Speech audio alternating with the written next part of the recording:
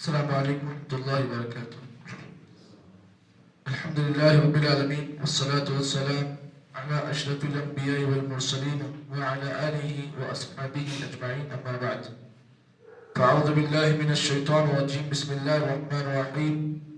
لقد من اللہ علی المؤمنین اذ بعث فیہم رسولا من انفسہم یتلو علیہم آیاتہ ویزکیہم ویعلمہم الکتاب والحکمہ وَإِن كَانُوا مِن قَبْلُ لَفِي ضَلَالٍ مُبِينٍ۔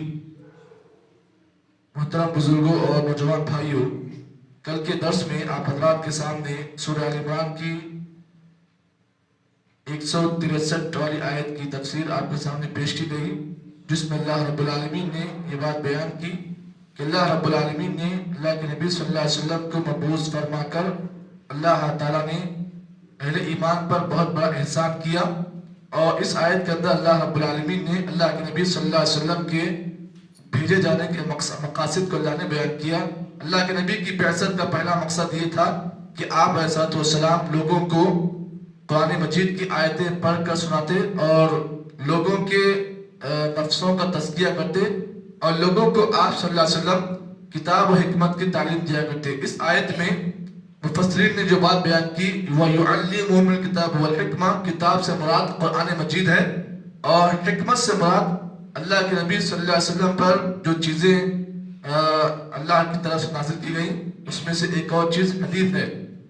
تو یعلم الکتاب والحکمہ، اللہ کے نبی لوگوں کو قرآن مجید کی تعلیم دیتے اور ساتھ ساتھ لوگوں کو آپ احادیث کا بھی علم دیا کرتے تھے۔ وَإِن كَانُوا مِن قَبْلَ فِي ضَلَالٍ مُبِينٍ، اس حال میں کہ لوگ ان چیزوں کے نازل ہونے سے پہلے کلم کلا گمراہی میں تھے۔ یہ اس آیت کا سلیس خلاصہ آپ کے سامنے پیش کیا گیا۔ آگے کی آیت میں اللہ نے فرمایا أَوَلَمَّ أَصَابَتْكُم مُّصِيبَةٌ قَدْ أَصَبْتُم مِّثْلِهَا قُلْتُمْ أَنَّ هَٰذَا قُلْ هُوَ مِنْ عِندِ أَنفُسِكُمْ إِنَّ اللَّهَ عَلَىٰ كُلِّ شَيْءٍ قَدِيرٌ۔ اس آیت میں اللہ رب العالمین نے جو بات بیان کی وہ یہ ہے کہ اولم اصابتکم مصیبہ قد اصبتم مثلها، اے لوگو تمہیں جو مصیبت پہنچی قد اصبتم مثلها، تحقیق کہ اس سے پہلے تمہیں اس سے بڑی مصیبت پہنچی۔ قلتم ان هذا، تم نے کہا کہ یہ کہاں سے یہ مصیبت ہم کو پہنچی۔ قل هو من عند انفسکم، اللہ نے کہا اے نبی آپ کہو هو من عند انفسکم، یہ مصیبت تمہیں جو پہنچی تمہارے اپنے کرتوت کی بنا پر پہنچی۔ ان اللہ علی کل شیء قدیر، بے شک اللہ تعالی ہر چیز پر قادر ہے۔ اس آیت کے اندر اللہ رب العالمین نے فرمایا کہ انسان کو روئے زمین پر جب بھی کوئی مصیبت پہنچتی ہے، چاہے اس مصیبت کا تعلق اس کے اپنے گھر سے ہو یا اس مصیبت کا تعلق اس کے اپنے خاندان سے ہو، جو مصیبت انسان کو جو پہنچتی ہے، مصیبت انسان کو جو ملتی ہے، اس میں انسانوں کے گناہوں کا بہت بڑا حصہ ہوتا ہے۔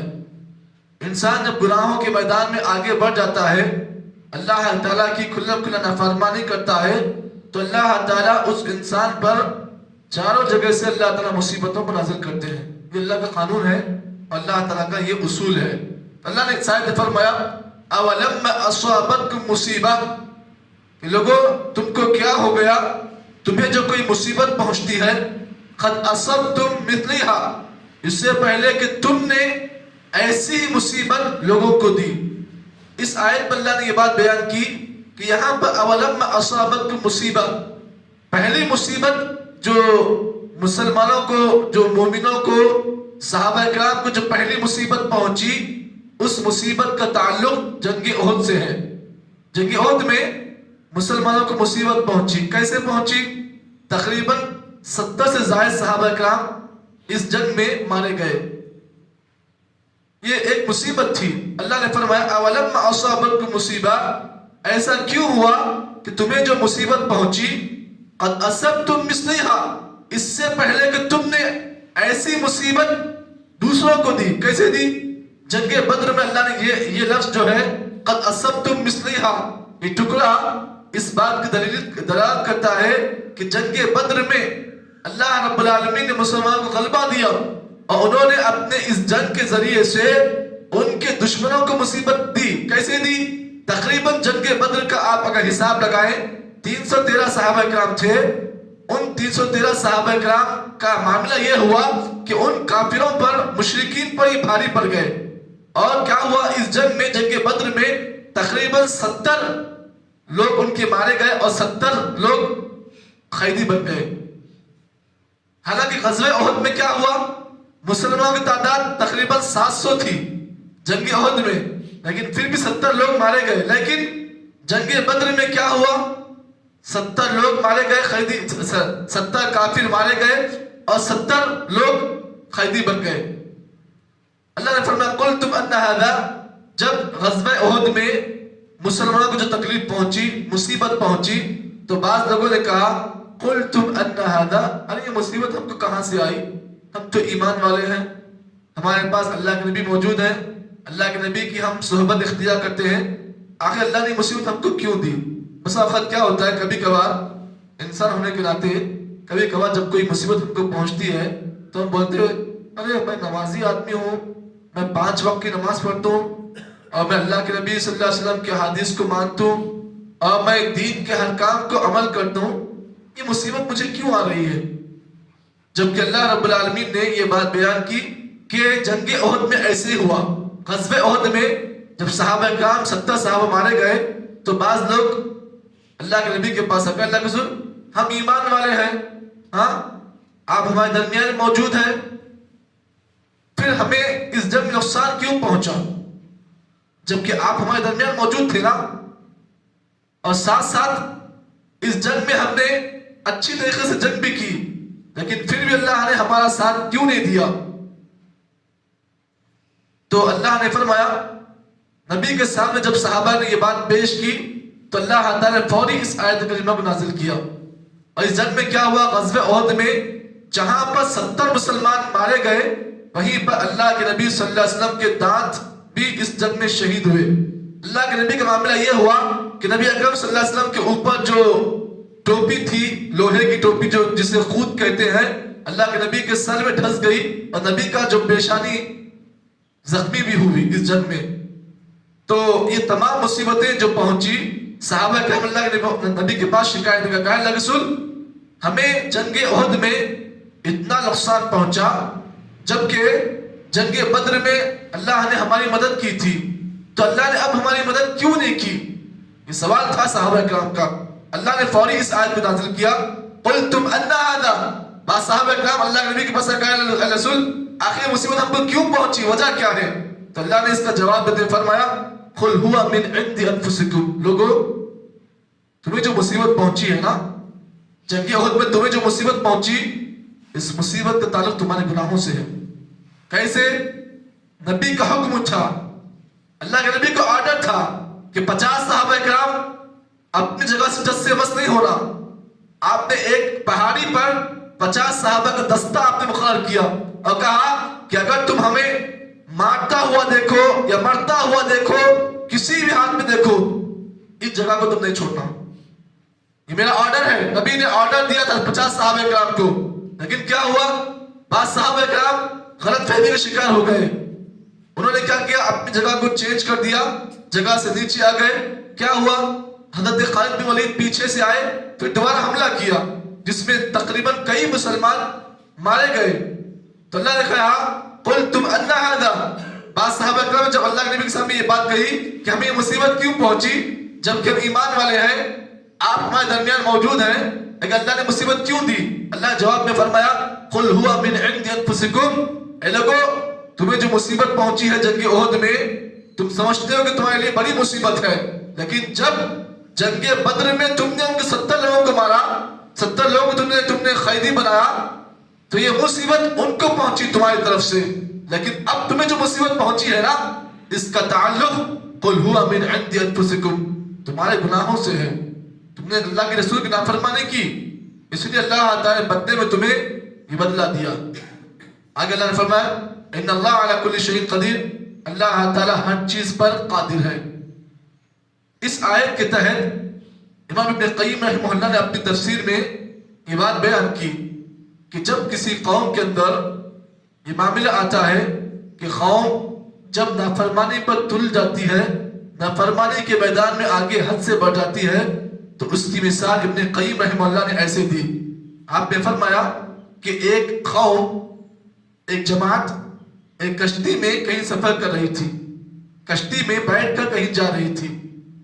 کشتی کا معاملہ یہ تھا کہ کشتی کے اندر 2 فلور تھے، ایک نچلا فلور تھا، ایک بیچ کا فلور تھا، ایک تیسرا فلور.